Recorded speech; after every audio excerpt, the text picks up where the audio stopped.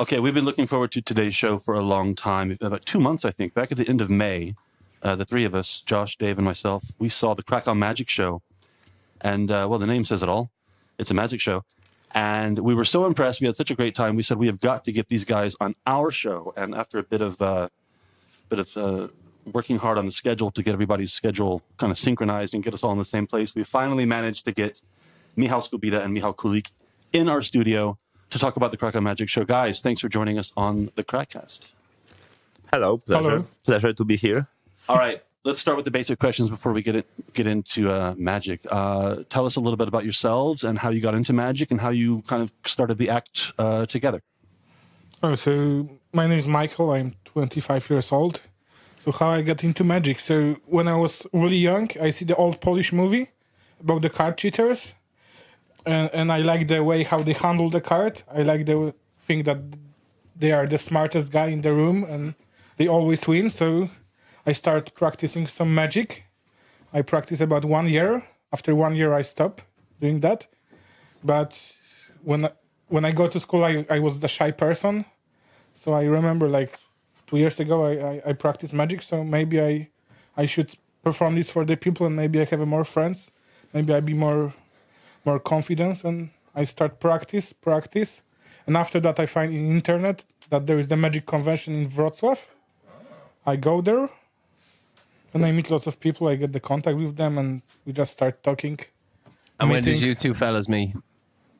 Have you known each other since you were young, or is it a more recent collaboration? Okay, so I will tell my story how I get into magic because it connects with how I met Michael. Please. So around 5 years ago, I was sitting with my friends, non-magician friends, and we were so bored, like there were nothing to do. And my friend brought a pack of cards to play a game of war.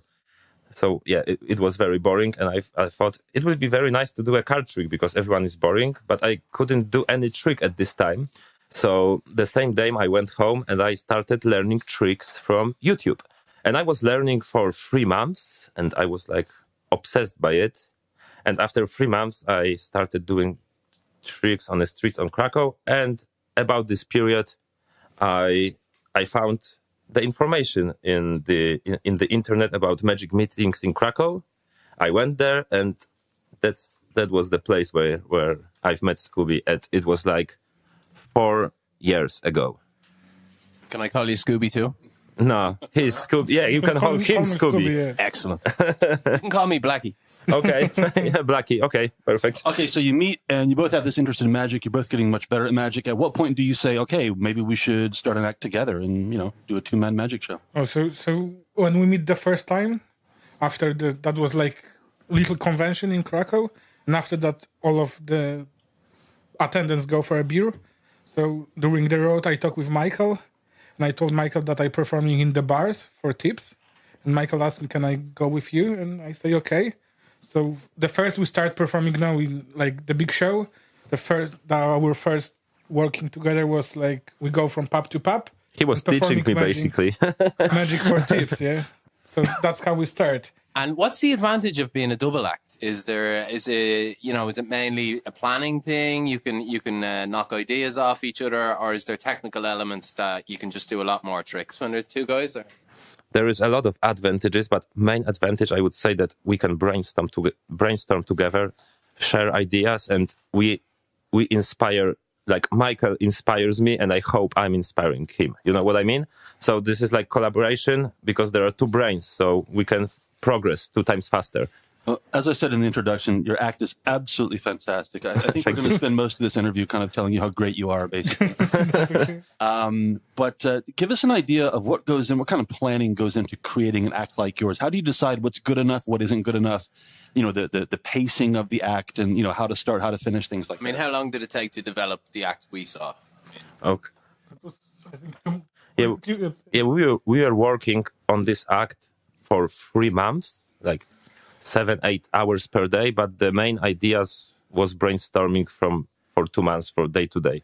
We see each other, okay, we can do this, we can do this, we can do this trick, and we are brainstorming what tricks can we do, can we perform, we are able to do, like our skills tell us what can we do. So this is how we select the trick. But the show which you see that was like 10 or 9 hour show, So that was completely different from the first one.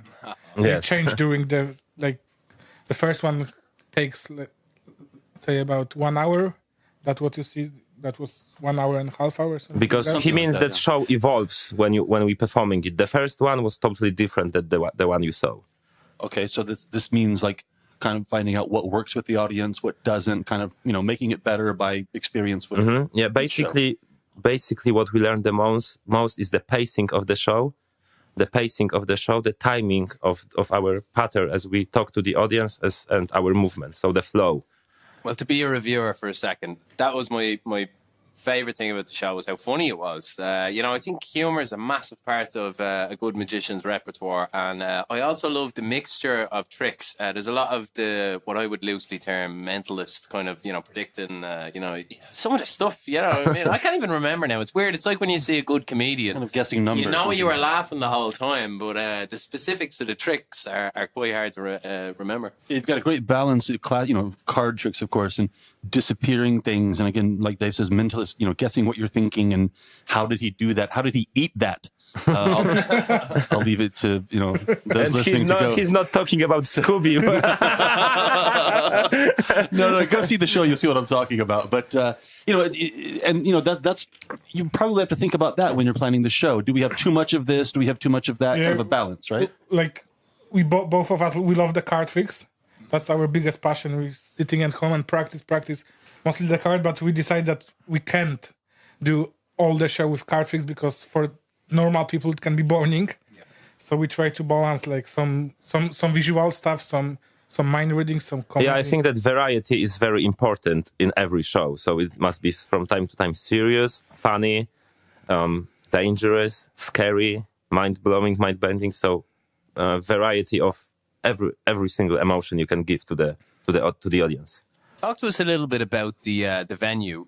We found it very atmospheric and really a gem of Krakow. Maybe tell us a bit. It's called Theater Cabaret, by the way. Krakowska 5, I think. Krakowska 5. And the passage there, it's fantastic atmosphere. Absolutely perfect for a magic show. Yeah, the funny thing is the magic meeting I've met him took place in Cabaret 4 years ago. This is the funny thing, and we are looking for a venue for a very long time for the show, and we are very happy about it because the moment you enter in, you feel the atmosphere. There is some kind of magical atmosphere to the place, even without magic show, which is fantastic. And I think that when you're performing magic, you need to create atmosphere not only with a magic trick, but with the venue, with everything that is around it. So the venue is the part of the show. The venue is the part of the show, yeah. In addition to the by the way, is it tricks or illusions? What do you think? I think that we are performing tricks and illusion is happening in the mind of the spectator. Ooh, the illusion of impossible. Good answer. Well, when you're performing the tricks and or illusions, a big part of what makes it successful is the presentation, not just the trick itself, the illusion itself, the presentation. And both of you are absolutely fantastic with, connecting with the audience, keeping it light, being fast on your feet, and just kind of, making the audience like you as people, in addition to enjoying the show. Is that something that came naturally to you, or did you have to kind of learn to be a showman? So I think like let me think in English to say. Maybe you say something. Okay. You are totally right. For me and Michael will totally agree. There is a lot of textures in a magic show. Like not only tricks are important, and my thinking is if in an audience there is a person who don't like magic, but he is there or she is one is there because of the accident, you need to drive them into the world not only with magic tricks, but with yourself, with the stuff you are talking, with the music, all of the textures. So maybe if someone don't like magic, he say, okay, this guy is talking nice story. This is interesting story. I'm driving into the story. And then the magic happens. Engaging with the people. Yeah. So the presentation is very important. And we were working very hard on this. The whole show is scripted. We are sitting with a pen and writing the whole script for the show. It comes across very, very naturally in the presentation. It's just fantastic. I always remember. I know one trick. It was so great when we were younger. We used to team up, and this trick involves a partner, you know. And it's the one where you turn around and you get your partner to use his beer to mark which of the 9 coins. You're signaling. Yeah. Okay. And what goes wrong every time is you do it once successfully, and your partner, who's not a professional magician, gets jealous. And he doesn't like that you're getting all the love. And then they just betray you by putting the glass on the wrong piece of the coaster, you know. And I'd just like to tell you that this isn't really a question. The thrill I used to get from fooling people, I can see how addictive it is. I mean, people look at you like, you know, like you're walking on water or something. It's unbelievable. I mean, when did that feeling first start? If you are doing this stuff right, that's what happened, because we as magicians can give people something that cannot find anywhere else, right? There is a mystery factor to it. I always start off thinking I've got them this time. You know, I'm looking so closely, and by the end of a good trick, I don't care anymore how you did it. I'm just like, whoa. Thank you. You know, Michał, when you say you're giving people something they can't find anyplace else, that's an interesting point, because I don't know how to say this without sounding the wrong way, but the magic scene is maybe not so active as the concert scene or whatever. You know, how many magic shows are there in town? I know one, and your show is more than enough for me. I don't need any other shows. It's great. But tell us something about the magician community in the magic act scene, both here in Krakow, maybe nationally, because I know you travel around the country as well, and maybe, I don't know, maybe out of the country. You do your show in lots of places. So tell us about the world of magicians. We are actually building up magic community and organizing magic community in Poland, and maybe Michael can say something about this. Like the project, Scooby, yeah. The Polish magic community is not big now. It started building up. Like abroad, it's much bigger. But like Michael was 3 years ago, go to Italy, to the biggest magic convention in the world, and he see how it looked there, and he back here and he told me how it looked there. So the first thing we do together wasn't show. The first thing was the Krakow Magic Session. And the Krakow Magic Session is the community of magicians. That's lectures, like workshops for magicians. So that was what we do first. Yeah. Later, we start with the shows. So we should expect a stable of Michał managed magicians to be appearing on the market very soon, yes? Oh, maybe. The next few years, it's going to explode. Who knows what will happen? Yeah, but we are very happy from the building. We started building the community in Poland like 3 years ago and a half. And we started the first meeting. At the first meeting, we had 12 people. Now we can gather like 80 magicians from all over the Poland. Wow. So we are very 80. happy with it. That's cool. 80, yeah. And we also bring very famous world-class magician to Poland to teach magicians in Poland. Now you've opened the door to a few questions I want to ask you about famous magicians. Okay. Who's the best? You know, who's the man?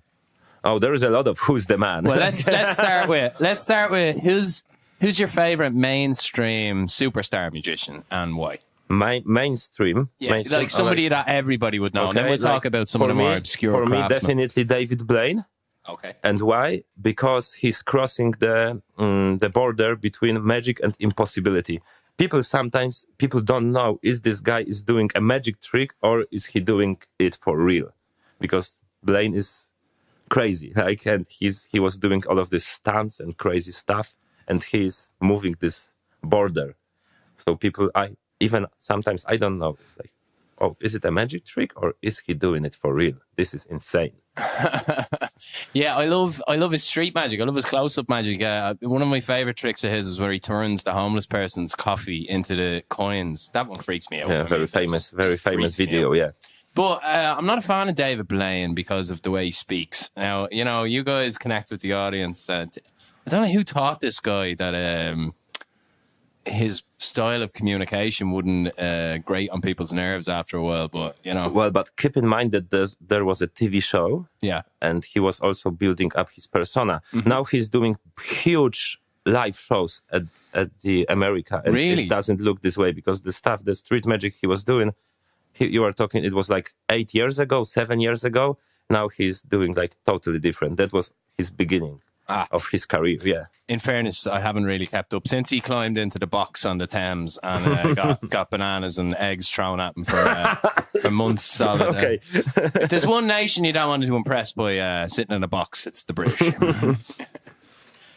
Okay, so that's the mainstream. What about somebody that maybe a name that other people, non-magicians, don't know, but for you, someone who's really impressive and someone whose work you really admire? Oh, so my favorite magician comes from Spain. So one of them is Quanta Maris. So in Spain, he's really famous. In another country, not sure. He's famous only between the magicians. So,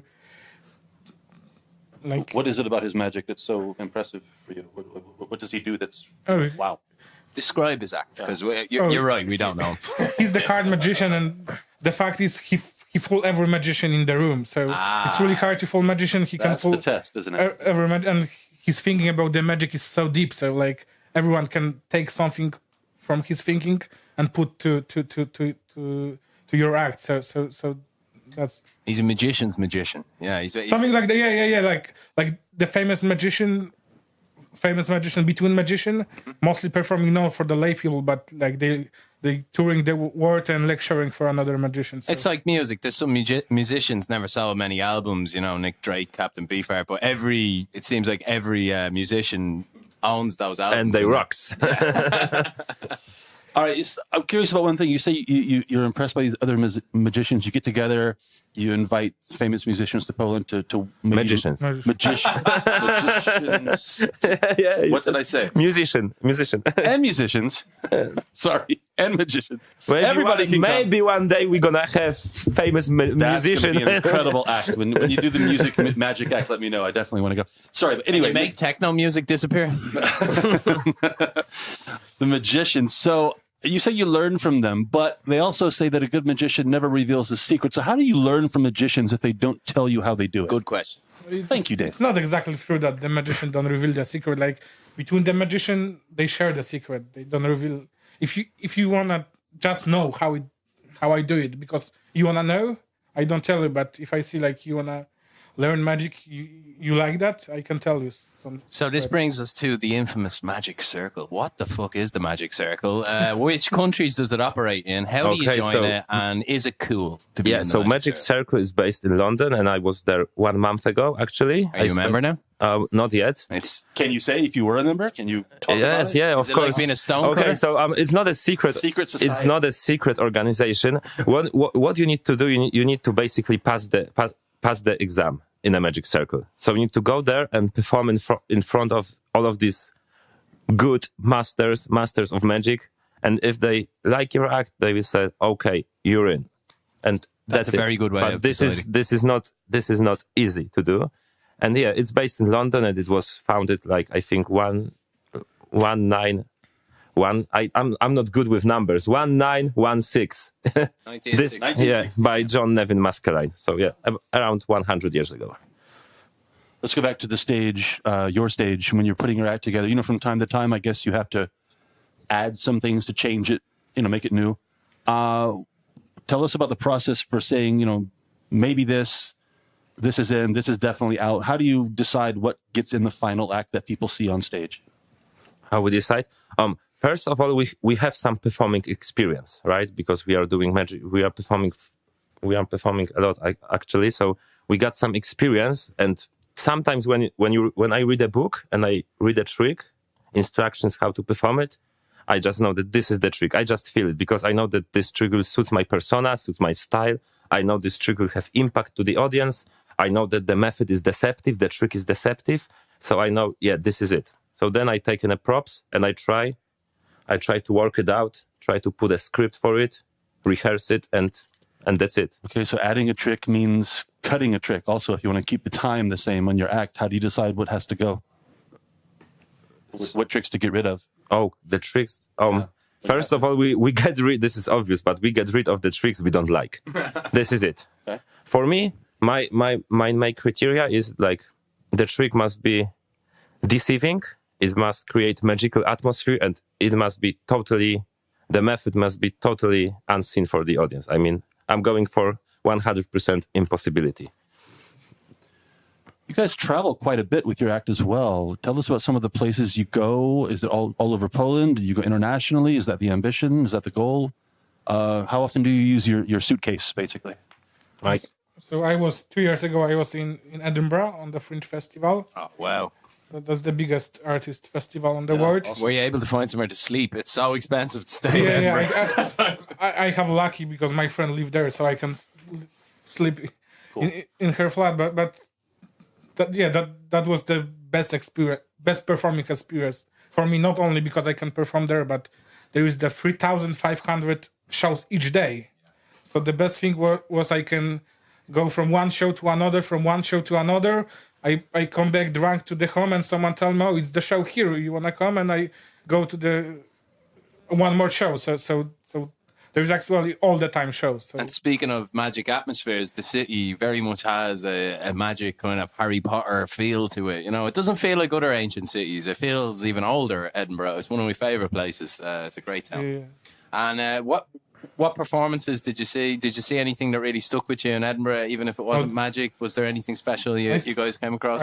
I try to see as many possible magic show was there, so I see like about 20 magic shows there. Some of them I like, some of them no. But the best show I see there wasn't the magic show. That was the Paul Curry show. Who's he? Paul Curry show. Oh, right, yes, yeah. So he's the crazy guy. It's hard to explain what he do, but he do everything that. I bet you there are probably a lot of things at the Fringe Festival that are hard to explain what the hell it is. We have a magician shuffling. He's shuffling. But the best thing about that show was I was like I feeling tired before I go to the show, and after the show I feel like that was the power. When of you're the watching magic, how often? Give us a percentage. How often are you fooled? How often do you say, "Oh, how did he do that"? 40, Rarely, always, 40% of time. How much? 40%. So half the time, basically. Yeah, Like, half the time. Yeah. Even Penn and Teller get it wrong on that TV show sometimes. I love that TV show. It's great. It's great. It's a real. It could be something else, but I like the way they don't reveal. They whisper in the ear, and it's kind of like, look, we know how you do it. Get off the stage. But what's funny about fooling magicians when magician is watching a trick and only 10% of the method will fool him, he will say, "I'm fooled." And with the lay audience, it's totally different. If lay audience figure out 10% of the method, he will say, "I'm not fooled. He was holding the card in his hand." But I say, but how this card ended up in my wallet? I don't care. I saw it in your hand. I'm not fooled. Do you see the jealousy in other men's eyes when you handle a pack of cards like that? Because I don't think there's anything cooler in the world than being able to do that with cards. Like, you know, it's like it really is like a magic skill. Like, you know, I consider every skill is for me magic. When I see someone who's playing guitar very well or a piano, I think, oh my god. When I see Josh play guitar, he'd melt your whole face off. Unbelievable. Okay, so I will wait for it after we talk. I got to ask, I just out of curiosity, I have to ask, has there ever been a time when you were on stage and something went horribly wrong? A prop went wrong or something went wrong and you were just really embarrassed with no way to cover? Yeah, we noticed you kind of broke the curtain in your last trip when we were there. We saw two hands holding up the curtain at the side. That was the only thing we spotted. The show must go on, right? The show must go on. The show must go on. Yeah, I had like totally situation without any ending. I got nowhere to go like 3 times in my life. But usually, if something go wrong, there is always a way to get out because the audience never know how the trick is supposed to finish. Mm-hmm. And if magician is skillful enough, he's got his toolbox contains enough tools, he will find a way to get out. It's like with jazz. It's like playing guitar. You got some licks, some chords, and you are working on this, right? Like freeform magic. It just goes wherever. Freeform magic, yeah. So covered. In other words, like you said, the audience doesn't know that something went wrong. So as long as you don't give up and look like you're desperate, you can just keep going in a different direction. Definitely. What a professional. Ever fallen off the stage, Scooby? Anything like that? Anything really like, wow, that was embarrassing. Oh, I puked one time on stage. Oh, yes, we have a winner. All right, this competition is over. I do the trick when someone pick a card, sign the card, and that card appear from my mouth. And that card go too deep to my throat. So I have that thing. So the card go out from my mouth, but with lots of, puking stuff. Please tell me it's on YouTube. That was it's not, but the best part is people react stronger than normal because they really believe that go from my stomach. Yeah, puking was a great convincer. Sold. Yes. Sometimes puke helps when you're on stage. It's true. But when's the next show here in Krakow? Okay, so we are doing our next show in 25th of August, and next month, right? And it will be a special show because it will be close-up show, card magic only, and we're going to have in Krakow workshop with Dennis Bear, who is one of the best card handler on the world right now, and he's gonna do a workshop in Krakow for magicians. And next day we are going to do a show with him, so he will perform as well in this show. So it will be great opportunity to see like world-class card magic, top level, top shelf. Nice. Ever tempted to go into a casino and maybe, cheat? Never try, but every time I'm going to casino from time to time because sometimes I'm hanging out with friends.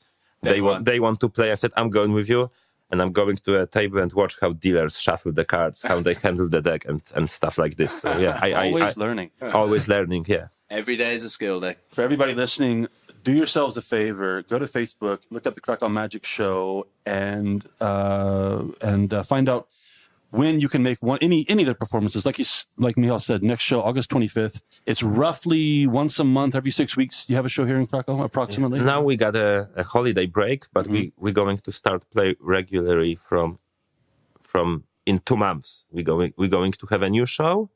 We are producing new show right now, and we're going to perform it in 2 months. And you're going to be at different venues, or always at the same venue? The same venue, but the old show we're gonna play 2 shows per month right now. 2 different shows per month. And just to give it a proper plug, I was very impressed to see everyone's having dinner at the tables. There's a fantastic atmosphere. The venue is amazing. The show is shocking. It's funny. Thank you.